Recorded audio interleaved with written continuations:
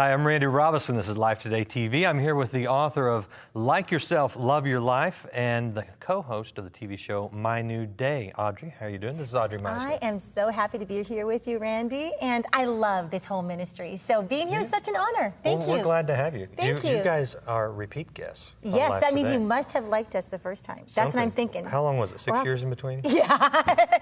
Means we can take you once every 6 years? I'll see you again in 6 years. Well, yeah. Let's just make the most of this. Okay. So, on the show, you talk about some of your history and the struggles that you and your husband went through, and yada yada yada. Right. But a lot of that's led to this book and this ministry now, and so I want to know more about the book. You know, and it's written towards women. It's a fun, unfiltered book. That's what I like to call it. Because, and are you scared? You look scared. You actually look scared when I said Unfiltered with you. Well, yeah, it's true, because I was like, we're sick of just pat answers, religion answers of what women should do to be happy. I'm a girl. I know how to have fun with girls. And the thing is that we are so hard on ourselves. I know you don't have to live in a woman's brain, but not only do we not like ourselves, we express self-hatred to ourselds in the words we speak to each other. I mean, to ourselves. I'm saying, now I'm like a schizophrenic. That's true. inaccurate. That's true. That's true. So when I started getting through the fact that not only do we need to forgive ourselves, and that's the heavy part of the book, because I overcame some incredibly big mistakes and had to work through the shame and the judgment and the criticism of others, but then I was still left with myself. And I had to face, okay, am I going to let this keep me on a level of I'm going to be okay for the rest of my life? Kind of stuck in a prison of disqualified, you know, from really loving life. Okay, and just so people know, what you're talking about is an affair that led to a pregnancy. That's correct, yes. Okay. But I'm a pastor's wife. You got to throw that in. And a pastor's wife. Yes, you got to throw that in. Who was harder on you, the other people or yourself? Both. You know what? That's an interesting question, Randy, but I would say that my part was very inward and introspective that no one would know about. And people were hard on me, but there's also those that love me through it. So I think that helped the other people think, because you find out who your friends are. So I just kept it with my real friends, right? I found my real friends, but when it came to myself, I had to come to a point where if I really believe what the Bible says, that God is not holding my sins against me, if I really believe that He said I'm not a disappointment to Him, even though I would do anything to turn back time and never, ever betray my husband again, I have to face some stuff that's very deep in my heart and my soul, and I have to journey with Jesus to a place where He can open a prison door and not only set me free, but get me dancing again. And inside every woman, there's no exception, inside every woman, there's a little girl who loves to dance and smile and twirl and laugh just uncontrollably and easily. And people say, that's a personality thing. And I said, no. Every woman knows that weariness, exhaustion, overextending responsibility, and all these things, and trying so hard to be good and perfect, has robbed us of who we really are. And I'm kind of like wanting to shout it from the housetops, okay, girls, I know who you are in there. I know you want to dance. I know you want to love.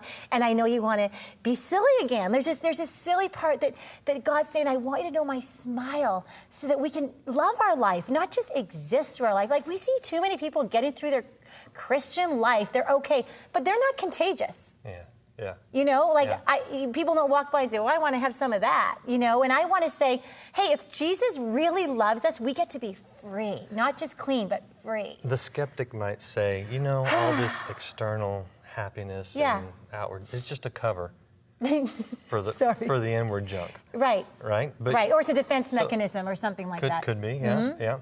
But you're not just saying, hey, let's act like we're happy. You're saying, let's deal with the junk. Exactly. And that's what's been interesting about the response to this book, is that there's homework at the end of every chapter. And a lot of people have had to put it down for months before they'll pick it up again. Because I'm asking people to face the buried pain that has kept them in prison, the fear that is their worst fears, and to really get to the real bottom of things. And not everyone is willing to do that. It's only the courageous that will go there. But I'm saying it is worth a double dare, you know. And I think it's worth it. So you're not lying, you've lived it. I have lived it. I'm not faking it. I laugh a lot because you know what? God invented laughter. And I think not enough of us promote it. And I think we need to learn how to laugh at ourselves first and foremost. And I tell some stories in there. Yeah, You're actually not allowed to read the book because there's some girl stories in there that are awesome. Okay. Awesome but stories. there's a story about something happened down in Florida that you need to tell us about. Oh, that was a woman who read my book, a pastor's wife. And she actually read the book. She was courageous enough to work through the homework. And she read, and at the end, she wrote me and said, Audrey, I have finally found the real me after all these years of trying to be a perfect pastor's wife. And she goes, I find myself being silly and fun again and just loving life more. But he said, the interesting thing is, I'm having so much more fun with my husband and my kids and my church. I'm enjoying life. And that was the whole thing. Like yourself and then love your life. Because when I know I'm loved, like really know I'm loved, without having to think about it, I'm actually loved, then I'm going to be free to love others. That's what it's all about. It's not just about liking yourself. It's about, I'm going to love the world around me. Everyone, when they're anywhere near me, they're going to feel that love because it's real. It's not mine. It's Jesus in me lives. And it's going to make people feel loved. It should. Absolutely. Can I say one more thing, Randy? Please do. Okay, the like yourself. Because, you should say love yourself, right? You'd think, well, maybe we should. I was wrestling with the title, like yourself. And I thought, no, Jesus, I can't call it like yourself because that's going too far. Like, it's interesting. I could say love yourself. With yourself, maybe?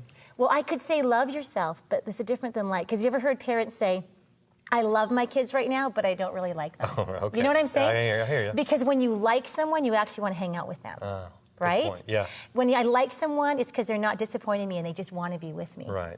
So can we love ourselves enough to actually like the way God made us in our personality and in our makeup and our behavior style? Because instead of being critical of ourselves, like, oh, she's too loud, she laughs too much, or whatever. No, you know what? I am now completely embracing the fact Jesus made me exactly like this. I'm going to like this. Let me ask you this, because we hear a lot about accepting people as they are, as God made them. Yeah. And a lot of times it's a cover for sin. It's, I'm not going to change my sinful lifestyle. You need to accept me for who God made me. That is a totally different thing. Because... And I don't mean just homosexuality, although that's only here. Okay. But I mean all sorts of things. I know exactly what you're thinking, all personality types. I have a right to be grumpy or depressed or mean or this because, it's nice for you, Audrey.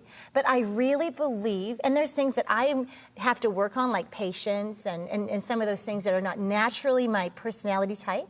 However, I just really believe that Jesus is big enough to walk with us through our personality stuff, to, yes, embrace our personality style, but never, never to put up with anything that's not him. Because I believe the fullness of God, he came to give us fullness of life, abundant life, the best life. And that means, hating sin like he does. Yeah. And not just having to try hard to hate sin, but actually just knowing that it's painful and it's stupid. Yeah. And therefore, I'm not wanting any of that. Right. I want to be attracted to the righteousness of who Jesus is, because that is the most beautiful thing about us. And the subtitle is Overcome Big Mistakes, but celebrate your true beauty. And everyone is beautiful. There's no exception. And people will go, girls might be out there watching saying, no, I have never been beautiful. That's easy for you to say or whatever that is. But I'll tell you, every single person is expressing the creation of God. And there is beauty, beauty, beauty emanating from them. Let's celebrate each other's beauty.